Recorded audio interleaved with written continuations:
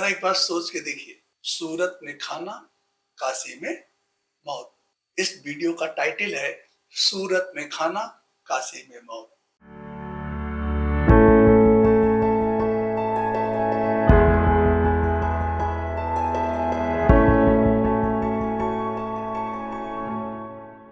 नमस्कार दोस्तों, RP Mishra, motivational speaker, life coach and business coach. इस वीडियो का टाइटल है सूरत में खाना, काशी में मौत। जरा एक बार सोच के देखिए, सूरत में खाना, काशी में मौत। इसका मतलब क्या है? कहते हैं यदि आपको सफल जिंदगी चाहिए तो सूरत में खाना खाना चाहिए और काशी में मौत पानी चाहिए। आज मैं आपको एक ऐसे सफल व्यक्ति की कहानी सुनाने जा रहा हूं जो कि गांव में रहते थे। 700 लोगों की आबादी वाला एक छोटा सा गांव था। 11 साल तक की उम्र में उन्होंने पैर में चप्पल नहीं पहनी। 6 साल की उम्र तक वो चड्डी नहीं पहने, नंगे घूमते थे। इन द एज ऑफ 7 साल की उम्र में वो पहली बार स्कूल पढ़ने गए। जब वो स्कूल पढ़ने गए तो 7 साल की उम्र में उन्होंने पहली बार चड्डी पहनी। 7 साल की उम्र में 1 से 4 तक की पढ़ाई उन्होंने अपने ही गांव में की। 5, 6, 7 पढ़ाई करने के लिए वो अपने गांव से करीब 6 किलोमीटर दूर पढ़ने गए। क्लास 7th में जब वो पढ़ रहे थे तो उन्होंने एग्जाम नहीं दिया। कक्षा 7 वो पास नहीं हो पाए। जब वो 7th क्लास में पढ़ ही रहे थे तो उनके बड़े भाई जो कि सूरत में रहते थे, सूरत में वो नौकरी करते थे, वो अपने गांव आते हैं और अपने छोटे भाई से कहते हैं कि चलो तुम भी सूरत चलो, सूरत में चल के कुछ काम करो। वो व्यक्ति कहता है अभी तो मेरी पढ़ाई है, अभी तो मैं 7th का एग्जाम देना है मुझे, मैं कैसे चल सकता हूं? तो उसके बड़े भाई उससे कहते हैं कि जब तुम्हें पढ़ना ही नहीं है तो एग्जाम देने का क्या मतलब है? छोड़ो एग्जाम, चलो सूरत चलते हैं। और वो अपने भाई के साथ सूरत पढ़ने चले जाते हैं। वो बताते हैं कि जब वो गांव में पढ़ाई कर रहे थे तो 6 किलोमीटर स्कूल जाना, 6 किलोमीटर स्कूल से आना, पैदल यात्रा करते थे। उनके पैर में चप्पल नहीं हुआ करती थी। और स्कूल से आने के बाद वो खेत में जाकर के अपने पिता के साथ खेत में काम करते थे। वो अपनी कहानी में बताते हैं उनके पैर में कांटे चुभ जाते थे। कई बार तो उनकी मां कांटों को निकाल देती थी, लेकिन कई बार तो ऐसा भी हुआ वो कांटे चुभे ही रह गए और रात में सो गए और सुबह फिर स्कूल पढ़ने चले गए और अपने खेत में काम करने चले गए। ये उनकी कहानी थी। लेकिन जब वो अपने भाई के साथ सूरत में गए, उनके भाई ने वहीं पे उनकी भी नौकरी लगवा दिया जहां पे वो खुद नौकरी करते थे। वो डायमंड व्यवसायी के यहाँ काम करते थे। डायमंड कटिंग का काम, डायमंड पॉलिसी का काम उनके बड़े भाई करते थे। वो भी जाकर के अपने बड़े भाई के साथ काम करना शुरू कर दिया। 1964 में वो परीक्षा छोड़ करके सूरत गए थे और 1964 में जब वो सूरत गए तो उनकी उम्र करीब करीब 14 साल थी और उनकी जो पहली नौकरी लगी वो लगी 103 रुपए की। 103 रुपए। वो बताते हैं कि उस समय जो सूरत की आबादी थी वो मात्र 3 लाख से भी कम थी। आज तो सूरत की आबादी करीब करीब 80 लाख से ज्यादा हो गई है। वो बताते हैं कि डायमंड कटिंग जो कारोबार था उस समय मुश्किल से 200 लोग इस कारोबार में थे।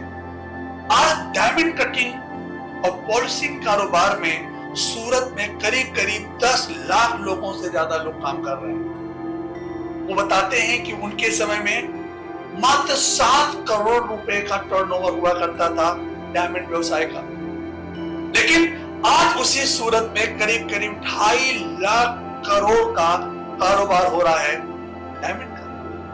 दोस्तों 6 साल उन्होंने फैक्ट्री में काम किया। 6 साल बताते हैं कि उनकी जो पहली सैलरी थी वो 103 रुपए थी, और 6 साल बाद जब उन्होंने जॉब छोड़ा, अपनी नौकरी छोड़ी, तब उनकी सैलरी 600 रुपए थी। जब वो गांव में पढ़ते थे और जब वो गांव में पढ़ाई के बाद शहर में प्राइवेट फैक्ट्री में काम करते थे, तभी उनके मन में तरह तरह के विचार आते थे बिजनेस करने के। 6वीं क्लास में वो गांव में अपने पिता के कहने से काम करते थे, गोबर उठाते थे, और उनके पिताजी उनको गोबर उठाने का 6 रुपए देते थे। वो बताते हैं कि एक बार तो मैंने एक गांव में अपना एक व्यापार किया, मेरे पास पैसे नहीं थे, 3.25 रुपया का सामान उधार लेके वो आते हैं। गांव में एक मेला लगता है, उस मेले में वो सामान बेच देते हैं, और जिस दुकानदार के यहां से वो सामान उधार लेके आते हैं, उस दुकान के पास जाते हैं और कहते हैं कि देखिए हमने माल बेच दिया और हम 6 रुपए कमाए, हमें करीब करीब 3 रुपए का प्रॉफिट हुआ है। आपने हमको माल उधार दिया था, आपने मेरी मदद करी थी, आप चाहें तो प्रॉफिट में आधा हिस्सा आप ले सकते हैं। वो इतने ईमानदार व्यक्ति थे बचपन से, लेकिन उस दुकानदार ने कहा नहीं नहीं नहीं, प्रॉफिट तुम्हारा है। फिर वो अपने 3 दोस्तों के साथ, वो उनके 3 दोस्त कौन थे जो उसी डायमंड फैक्ट्री में नौकरी करते थे, और 2 और कर्मचारियों के साथ मिलकर के कुल 5 लोग मिलकर के अपनी खुद की फैक्ट्री लगाते हैं, अपनी खुद की कंपनी बनाते हैं, और डायमंड पॉलिश का वो कारोबार खुद शुरू करते हैं। और देखते ही देखते 12 मार्च 1970 को उन्होंने अपनी कंपनी का निर्माण किया 5 दोस्तों के साथ, 5,000 रुपए पूंजी के साथ। जानते हैं आगे चल करके जब उनका इंटरव्यू लिया गया, उनसे पूछा गया कि आप इतने सफल व्यक्ति कैसे बने, आपकी कामयाबी के पीछे राज क्या था, आपको इतनी बड़ी सफलता कैसे मिली। वो कहते थे मैंने कभी भी अपने वर्करों को वर्कर नहीं समझा, कभी नहीं समझा। हम अपने वर्करों को अपना फैमिली मेंबर कहते थे, वो हमारे वर्कर नहीं होते थे, कभी भी हमने नहीं सोचा। वो बताते हैं कि हमने एक पिक्चर का भी कारोबार शुरू किया था, लेकिन वो मेरा नहीं चला। वो बचपन से कुछ बनना चाहते थे, कुछ करना चाहते थे, उनके अंदर बिजनेस करने की लगन थी। वो बताते हैं कि यही लगन उनको डायमंड कारोबार में बहुत ऊंचाई तक ले गई। उनका मैसेज है, व्यापार तो उनके खून में, उनके रंग रंग में बसा हुआ था। वो व्यापार करना चाहते थे, व्यापार करने का जुनून था उनके अंदर। दोस्तों आगे चल करके वो बताते हैं कि उनकी सफलता के पीछे जो सबसे बड़ा राज था वो था उनका बचपन। उनका बचपन क्या था कि 6 किलोमीटर वो पैदल जाते थे स्कूल से लौट के आते थे 6 किलोमीटर पैदल नंगे पांव, और स्कूल से लौटने के बाद वो खेत में काम करते थे। उनका मानना है कि प्रॉब्लम जो होती है यही प्रोग्रेस की जर्नी होती है। Problem is a progress. जब पत्रकार उनसे इंटरव्यू ले रहे थे कि प्रॉब्लम को आप कैसे लेते हैं, तो बताते हैं कि प्रॉब्लम जो है वो प्रोग्रेस है, प्रॉब्लम इज प्रोग्रेस। और हम लोग क्या मानते हैं कि प्रॉब्लम तो हमारी जिंदगी में, वो क्या मानते थे, प्रॉब्लम प्रोग्रेस है। कहते हैं कि अगर वो गांव में इतना परिश्रम न किए होते, न कर रहे होते, तो जब उनके भाई उनको शहर में लेके आए, तो शहर में जिस वो फैक्ट्री में नौकरी करते थे 14 घंटे काम करते थे। ये 14 घंटे काम करने का जुनून उनके अंदर कहां से आया था, गांव से। वो बताते हैं कि शायद मैं 14 घंटे काम नहीं कर पाता अगर हम गांव में इतना संघर्ष नहीं किए होते। तो उनका कहना है कि जिंदगी में कामयाब होने के लिए, सफल होने के लिए आपको घंटों लगातार काम करना होगा। काम का कोई दूसरा विकल्प ही नहीं है। वो बताते हैं, कई बार पत्रकार उनसे पूछते हैं, अच्छा बताइए आप इतने बड़े व्यवसायी बने, इतने बड़े बिजनेसमैन बने, तो इसके पीछे आपकी जब पढ़ाई लिखाई नहीं थी, आप क्लास 6 तक पढ़े हैं, तो भाषा की प्रॉब्लम आपके अंदर आएगी नहीं है, लैंग्वेज प्रॉब्लम आएगी नहीं आई। तो बताते हैं कि भाषा का कोई मोल नहीं है। भाषा कोई महत्वपूर्ण नहीं चीज होती है, बिहेवियर, व्यवहार महत्वपूर्ण चीज होती है। क्या आपको सही व्यवहार करने आता है? भाषा तो कुछ भी हो, उससे नहीं फर्क पड़ता है। वो बताते हैं कि वो पूरी दुनिया का विजिट किए, अपने डायमंड कारोबार के वजह से वो पूरे वर्ल्ड ट्रेवल किए। उनका कहना है 2 ही कंट्री तो इंग्लिश जानती है, ब्रिटिश और एक और कंट्री बताते हैं, बाकी पूरी दुनिया तो इंग्लिश जानती नहीं। इंग्लिश तो सबसे ज्यादा बोला जाता है हिंदुस्तान में। वो कहते हैं कि मैं इंग्लिश बोलना सीख गया, मुझे ग्रामर नहीं पता था, टूटी फूटी भाषा में मैं इंग्लिश बोल लेता था। वो कहते हैं अगर मुझे इंग्लिश आती होती तो शायद मैं अपना बिजनेस और बड़ा कर पाता। उनका कहना है कि भाषा मायने रखती है, लेकिन सफलता में बहुत ज्यादा मायने नहीं रखती। कई बार वो उनसे पूछा गया कि आप गरीबी और अमीरी को कैसे लेते हैं, किस नजरिए से आप देखते हैं गरीबी और अमीरी को? वो उनका कहना है कि न तो अमीरी कोई चीज होती है, न गरीबी कोई चीज होती है। गरीबी और अमीरी ये सिर्फ और सिर्फ आपका नजरिया है और कुछ भी नहीं है। वो कहते हैं कि हमने अपने जीवन में गरीबी भी देखी और अमीरी भी देखी। उनका कहना है कि गरीबी और अमीरी मन का केवल एक खेल है और कुछ भी नहीं है। आप करोड़ों करोड़ों रुपए रख करके गरीब हो सकते हैं और 10-5 हजार रुपया कमा के भी आप अमीरी की सोच रख सकते हैं। तो उनका कहना है कि गरीबी और अमीरी सिर्फ और सिर्फ एक मन का सोच है, मन का भ्रम है। उनका कहना है कि वो बताते हैं कि उन्होंने 37 पैसे में आधा भोजन मिलता था 37 में, और 37 का डबल कर दो तो पूरी थाली मिलती थी। तो बताते हैं कि जब वो उनके पास पैसे नहीं हुआ करते थे तो वो आधी थाली मंगाते थे, जिसमें 3 रोटी होती थी, थोड़ी सी सब्जी होती थी, थोड़ी सी दाल होती थी। 37 पैसे में वो अपना भोजन कर लेते थे जब उनके पास पैसा नहीं था। लेकिन वही जब अपने जीवन में बहुत कामयाब होते हैं तो बताते हैं 1997 में वो मॉस्को गए और मॉस्को में वो $325 का भोजन किए। उनका कहना है कि वो $325 का जो भोजन था वो 37 पैसे के भोजन से बिल्कुल अच्छा नहीं था।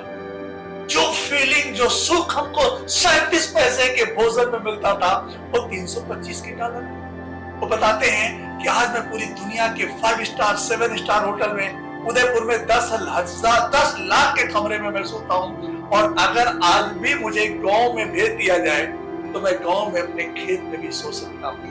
वो कहते हैं कि गरीबी और अमीरी कुछ भी नहीं होती। आपको एक अच्छी नींद आनी चाहिए, चाहे वो नींद खेत में आ जाए, चाहे वो रेलवे स्टेशन के प्लेटफॉर्म पे आ जाए, चाहे वो 5 स्टार के कमरे में आ जाए। सवाल ये नहीं उठता आप कहां सोते हो, सवाल ये उठता है कि आपको नींद कहां ली है। नींद इंपॉर्टेंट है, जगह से कोई लेना देना नहीं है। उनसे पूछा गया सफल होने के लिए, कामयाब होने के लिए आप क्या कहना चाहोगे, दुनिया को क्या मैसेज आप देना चाहोगे, आप इतने सक्सेसफुल लोग करते हैं। उनका कहना है बस कामयाब होने के लिए आपको कुछ अधिक नहीं करना होता है। आप जो कोई भी काम कर रहे हैं, आप जहां पे भी हैं, जो कुछ भी कर रहे हैं, औसत से थोड़ा अच्छा करें, औसत लोगों से थोड़ा ज्यादा परिश्रम करें, औसत लोगों से ज्यादा हार्ड वर्क करें।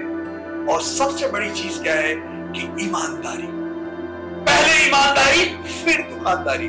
यदि आप अपने काम के प्रति, अपने व्यवहार के प्रति ईमानदार नहीं होंगे तो कामयाबी मुश्किल है। एक सफल व्यक्ति बनने के लिए जो सबसे मूल मंत्र है, उनका कहना है वो है ईमानदारी।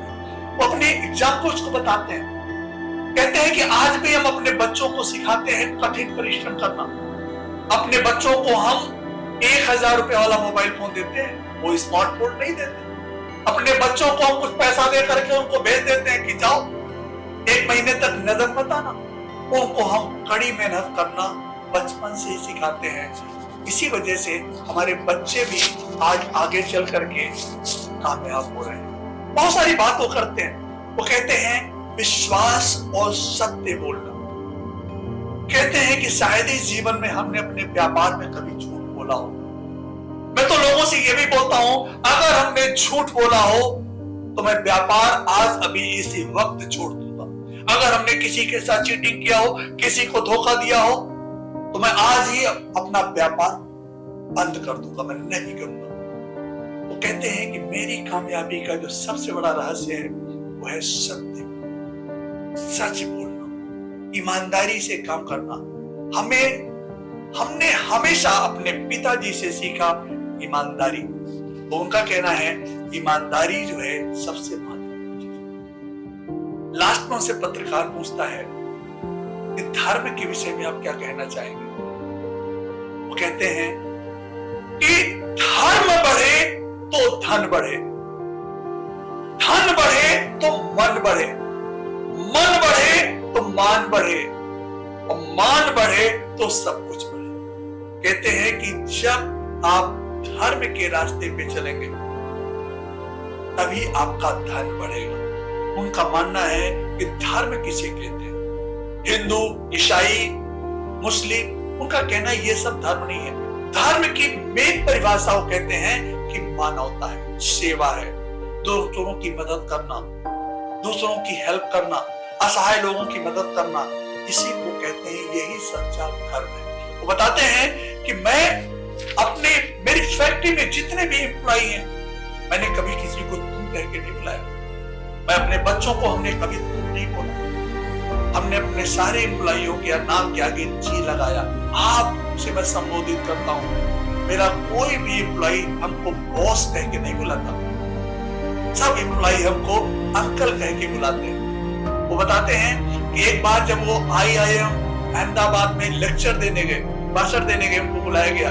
कक्षा 6 पास आदमी को IIM कलकत्ता अहमदाबाद में लेक्चर देने के लिए बुलाया गया।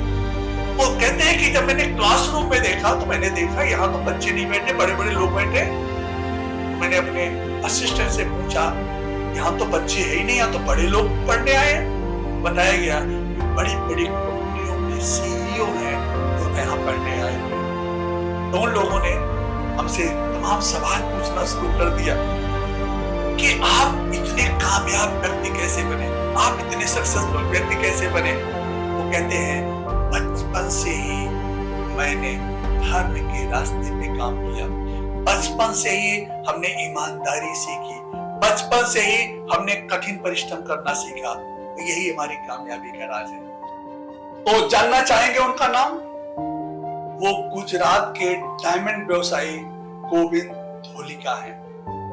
उनका कहना है कि जो आप दोगे वही तो आपको वापस मिलेगा। वो एक बहुत अच्छा एग्जाम्पल देते हैं अपने इंटरव्यू में। वो कहते हैं आप किसी ऊंची वादियों पे चले जाओ और वादियों पे जाके चिल्लाओ, ऊंची आवाज से बोलो, कस के बोलो, एक बार बोलो, भगवान आपका भला होगा, भगवान आपका भला करेगा।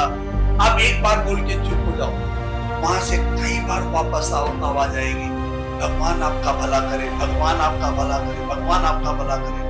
आपने एक बार बोला भगवान आपका भला करे, पहाड़ियों से वही आवाज कई बार कंपन करती है और आपको सुनाई देगी, भगवान आपका भला करे, भगवान आपका भला करे। और जब आप वहीं पे आप ये बोल दो तेरा सत्यानाश हो, आप देखेंगे उन्हीं पहाड़ियों से, उन्हीं वादियों से कई बार ये आवाज आएगी, तेरा सत्यानाश हो, तेरा सत्यानाश हो, तेरा सत्यानाश हो। तो गोविंद धोलिका जी कहते हैं जिंदगी में जो कुछ भी आप पाना चाहते हैं वो पहले देना शुरू करो। अगर आप लोगों को प्यार देंगे तो बदले में प्यार मिलेगा, लोगों को मान देंगे बदले में मान मिलेगा, लोगों को सम्मान देंगे बदले में सम्मान मिलेगा, लोगों की सेवा करेंगे लोग आपकी सेवा करेंगे। तो जो आप पाना चाहते हैं उसे पहले आप देना सीखें। तो दोस्तों, ये था गोविंद धोलिका जी के जीवन के बारे में। आप हमारे साथ बने रहिएगा, हमारे आने वाले वीडियो को देखते रहिएगा, हमारे YouTube चैनल को सब्सक्राइब करें और ज्यादा से ज्यादा लोगों को शेयर करें ताकि गोविंद धोलिका के जीवन के बारे में बहुत सारे लोग जान सकें। थैंक यू, धन्यवाद।